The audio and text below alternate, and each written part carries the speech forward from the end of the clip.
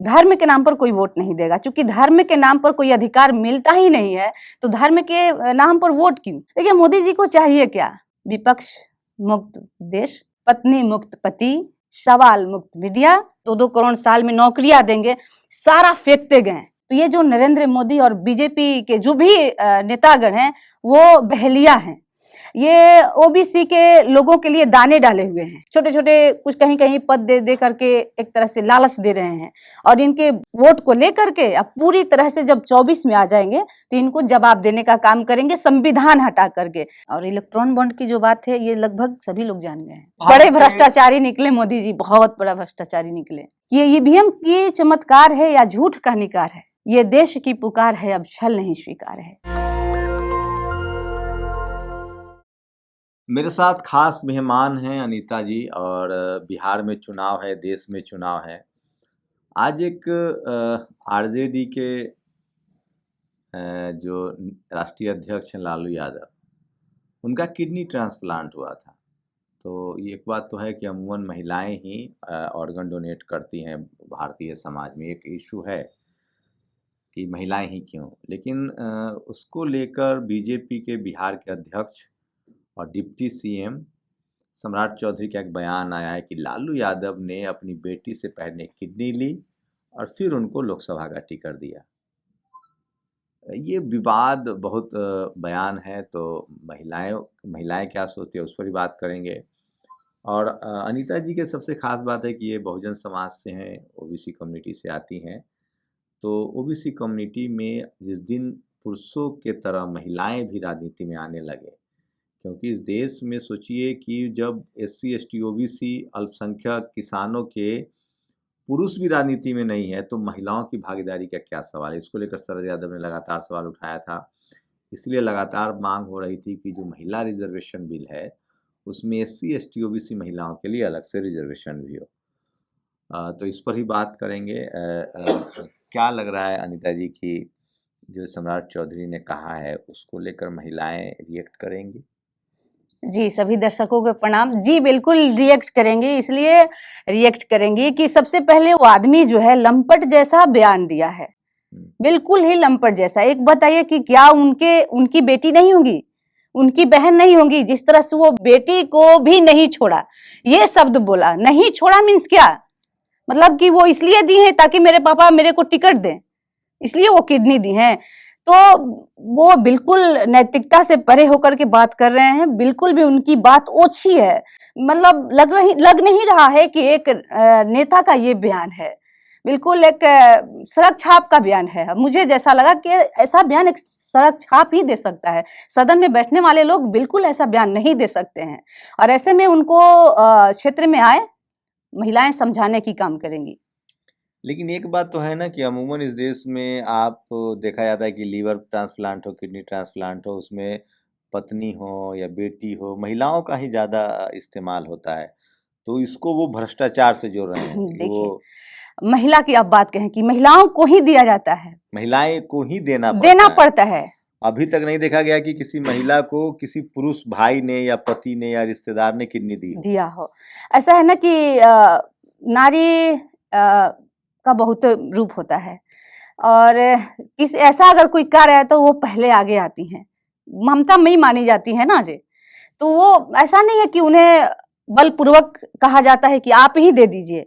क्योंकि देखिए, लालू यादव की भी 7 बेटियां हैं, तो कहीं ना कहीं वो पहले बोली होंगी कि मैं अपनी पापा के सेवा के लिए मैं दूंगी, मेरे पापा मेरे लिए भगवान है, हमेशा से उनका बयान रहता है। तो जरूरी नहीं है कि महिलाओं को बलपूर्वक ही तैयार किया जाता हो। जैसे मैं ही हूँ, मैं अपने भाई से बहुत प्यार करती हूँ, तो अब मान लीजिए कि मैं अपने भैया के लिए कुछ करूँ, तो जरूरी नहीं है कि मैं बलपूर्वक कर रही हूँ, मेरा उनके प्रति सम्मान है, प्यार है, चलिए, तो मैं कर रही पेट्रियार्कल हूँ। पर फिर कभी बात होगी, उसको जी समझने की कोशिश जी जी करेंगे। जो पितृ सत्ता है भारत में, उस पर जी कभी और बात होगी। लेकिन इसको सम्राट चौधरी का जो कहने का लॉजिक था वो भ्रष्टाचार से जुड़ा था कि लालू यादव हम्म बगैर कुछ लिए, जैसे एक आरोप लग रहा है, आरोप है अभी उन पर कि उन्होंने नौकरी के बदले जमीनें ली। इसको जोड़ के तो भ्रष्टाचार के कंसर्न में वो कह रहे थे। इसको लेकर बहुत रिएक्शन है बिहार में, और खासकर जो जो चूंकि सम्राट चौधरी भी ओबीसी समाज से आते हैं, तो क्या बीजेपी देश भर में और खासकर बिहार, यूपी, झारखंड में ओबीसी नेताओं को आगे करके ओबीसी को लड़ा रही है? इसको लेकर समाज में क्या धारणा है? क्या एससी, एसटी, ओबीसी के लोगों को आपस में ही लड़ाया जा रहा है? बिल्कुल, देखिए एक कहावत है कि बहेलिया होता था, जो आता था दाना डालता था और चिड़िया आती थी तुरंत जाल बिछा देता था। तो ये जो नरेंद्र मोदी और बीजेपी के जो भी नेतागण हैं, वो बहेलिया हैं। ये ओबीसी के लोगों के लिए दाने डाले हुए हैं।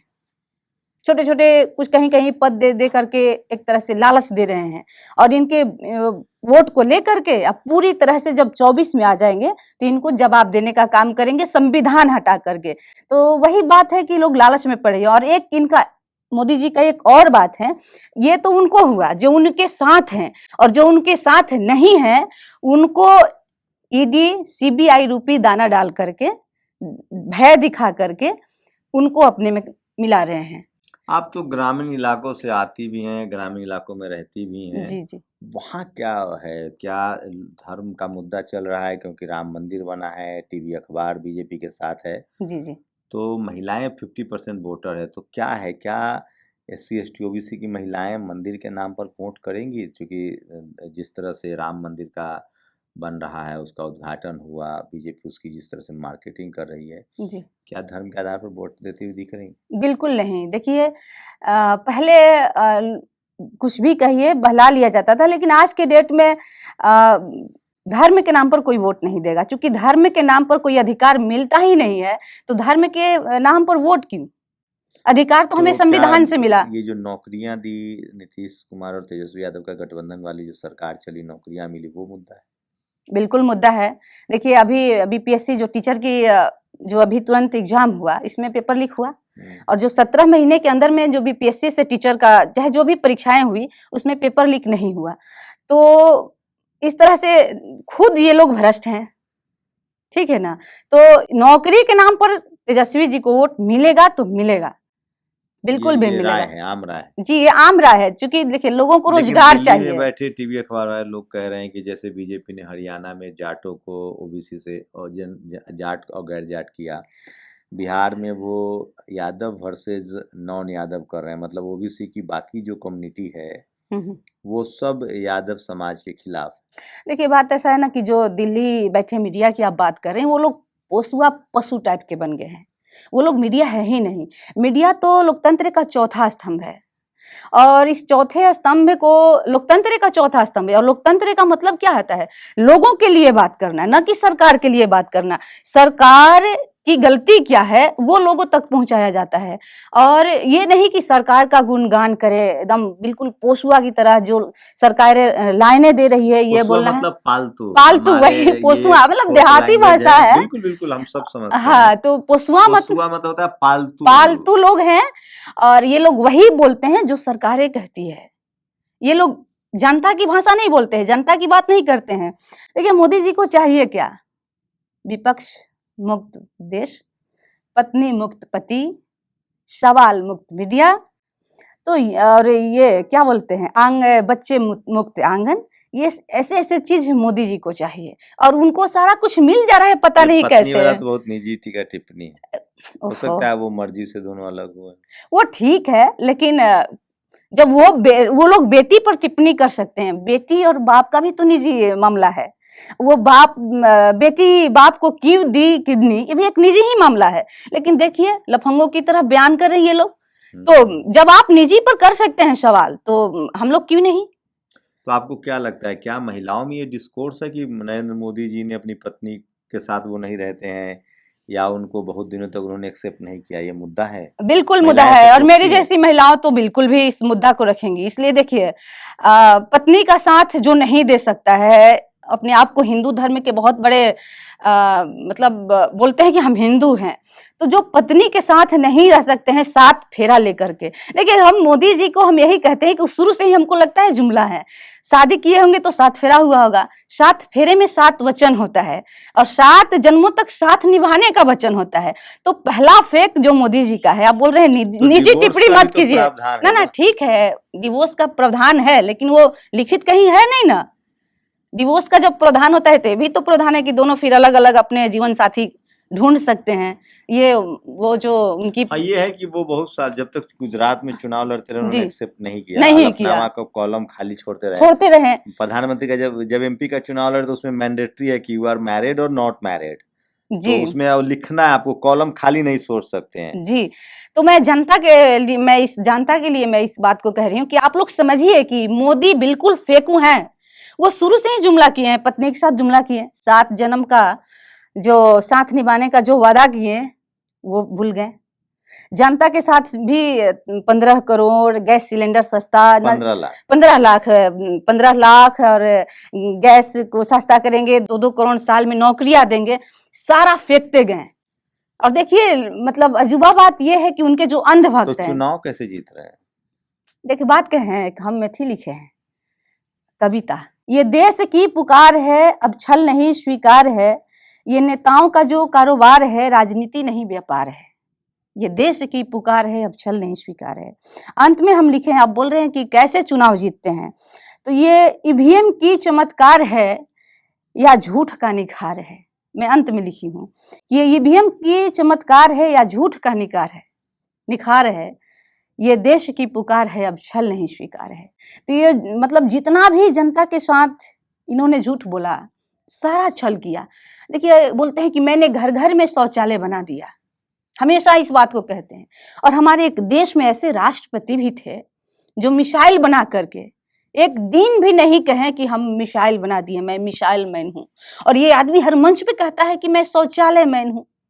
आप बताइए ना, 12,000 रुपया देकर के इतना लेकिन चिल्लाता वो है। एक बड़ा मुद्दा है, मैं इस देश में शौचालय नहीं था और महिलाओं को सबसे ज्यादा तकलीफें देखिए होती मैं थी। जब शौचालय अगर का, हाइजीन की बात हो, शौचालय एक इशू तो है इस देश देखिए में। शौचालय इशू है, मैं भी ग्रामीण महिला हूँ और मैं एक बार अपने प्रखंड की खासकर नेतृत्व शोषित भी कर वंचित चुकी हूँ। समाज के पास तो अपनी जमीन भी नहीं थी। नहीं थी, मैं वही बताने जा रही हूँ कि मैं जिस टाइम में शौचालय का अभियान था उस टाइम मैं अपने प्रखंड की प्रमुख थी।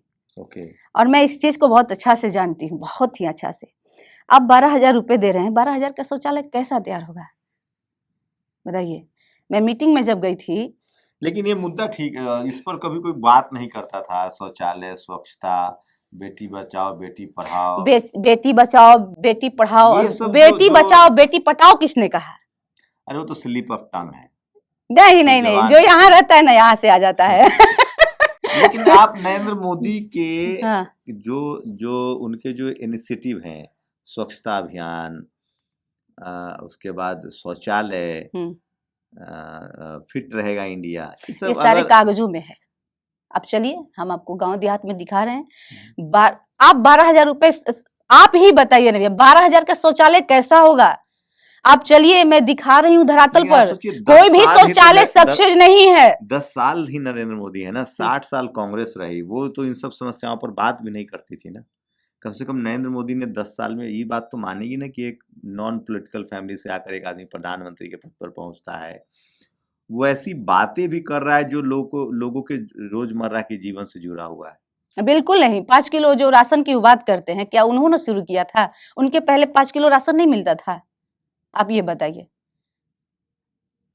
वो राशन लाए नहीं थे, फिर भी उनको राशन के जो बोरियां मिलती है उस पर उनका फोटो है। लेकिन जिन्होंने उसका जनक भी तो कोई होगा कि गरीबों को राशन दिया जाए। पीडीएस सिस्टम पहले से है ना? मुझे जहां तक उम्मीद है कि इसका जनक है देवेंद्र यादव। हाँ, मतलब ठीक है, पीडीएस तो सिस्टम बताइए, बहुत जो पहले जनक से है। हैं, जो गरीबों के लिए जिन्होंने, आप कह रहे हैं कि इन्होंने ही विचार किया, हम कैसे मान लें कि सिर्फ इन्होंने शौचालय दे दिया तो बहुत बड़ी चीज दे दिया, और इसके अलावा बताइए ना क्या किया? इसके अलावा बताइए, जो शौचालय शुरू उन्होंने उसका नाम बदला, प्रधानमंत्री नाम बदला ना, काम तो नहीं बदला ना, पैसा बढ़ाया, उसके अमाउंट बढ़ाए गए, तो मतलब महंगाई भी तो बढ़ाई गई है। आप बताइए, अमाउंट बढ़ा, महंगाई भी बढ़ी, ऐसा थोड़ी है कि। लेकिन मीडिया, आप टीवी अखबार देखेंगे तो उसमें तो ऐसा लगता है इस देश में आप क्या है, ग्रामीण हालत में महंगाई तो बढ़ी है, वो मैं समझ रहा हूँ, मस्टर्ड ऑयल हो, एलपीजी के दाम सीधे दोगुना, चाहे बाइक हो, कार हो, सबके दाम बढ़ रहे हैं जी। लेकिन लोग उनके समर्थकों का तर्क है कि आमदनी भी बढ़ी है। आमदनी उनका बढ़ा है जो पूंजीपति हैं, जो खेत में मजदूरी करते हैं, उनकी क्या आमदनी बढ़ी होगी? आप बताइए, क्या दुगना तो हुआ है? किसानों की जिम्मेवारी है ना कि उनको ज्यादा किसान के फायदा होंगे तब ना। किसान के जब उपज होता है तो उस टाइम में एकदम सस्ता हो जाता है सब कुछ, और जैसे ही ले लेता आपको है लगता सारे कि देश की कारोबारी लोग। सारी समस्याएं नरेंद्र मोदी के आने से ही शुरू हो गई, या पहले सब ठीक था, 10 साल में ही सारी समस्याओं की? देखिए इस दृष्टि से अगर देखा जाए कि नरेंद्र मोदी के आने से सारे संपत्ति बेच दिया गया। देश की नौकरी एक मुद्दा है, नौकरी पहला मुद्दा है, वो तो है। प्राइवेटाइजेशन तेजी से देखिए हुआ। प्राइवेटेशन तेजी से हुआ, प्राइवेटेशन से लाभ किसको, हानि किसको? मैं सभी नौजवान ऊर्जावान छात्रों से कहना चाहूंगी कि प्राइवेटेशन से आप जो लोग सोचिए कि इससे लाभ किसका हानि किसका, दोनों होता है, निगेटिव पॉजिटिव दोनों होता है। पॉलिसी कांग्रेस की लाई हुई है। नरसिम्हा राव जब प्रधानमंत्री थे तब मनमोहन सिंह फाइनेंस मिनिस्टर बने जी, उन्होंने प्राइवेटाइजेशन लाया, पीएसयू कंपनियों में भी उन्होंने डिसइन्वेस्टमेंट हुआ, फिर वाजपेयी ने भी आगे बढ़ाया। तो इसके लिए भी सिर्फ ये तो इकोनॉमी पॉलिसी थी, कांग्रेस भी लाई थी, इसको बीजेपी ने थोड़ा तेजी से किया, तो इसके लिए भी आप नरेंद्र मोदी को ही कैसे दोषी दे सकते हैं? देखिए उस टाइम में ऐसा है ना कि वो लाए तो धीरे धीरे ला रहे थे, अभी लोगों तक उतनी जानकारी नहीं थी, लेकिन इन्होंने इतना तेजी से किया कि रेल गेल से देखिए तो कह रहे हैं ना उससे देश की तरक्की होगी। कैसे तरक्की होगी? वो बिक्री किए तो पैसा कहाँ मैंने हुआ क्या? अब जनता को हिसाब दिए, सरकारी संपत्ति तो जनता की संपत्ति है। तो क्या आम लोग ये इकोनॉमिक्स पर भी बात कर रहे हैं, बिजनेस पॉलिसी पर भी बात क्यों नहीं करेंगे? क्यों नहीं करेंगे?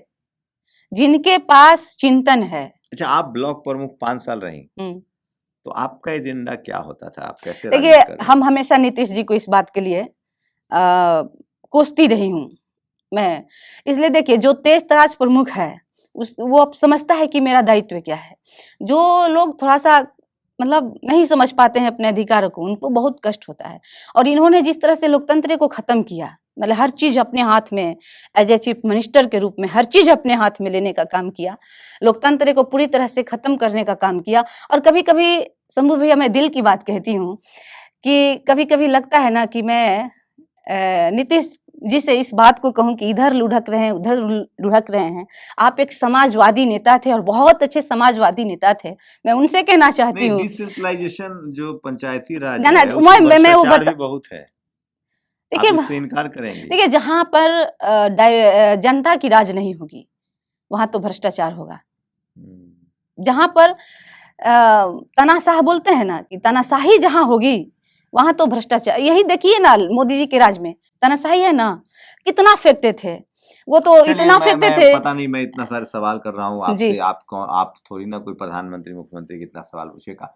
एक आम बिहार प्रधानमंत्री मुख्यमंत्री नहीं है, हो सकता है कभी। अच्छी बात, लेकिन अभी मैं इतना सवाल आपसे क्यों पूछूं? आप थोड़ी ना जिम्मेदार हैं सब चीजों के लिए। जी मैं तो आप ही के पक्ष की बात कर रहा हूँ। जी क्या है पब्लिक का मूड, क्या है बिहार?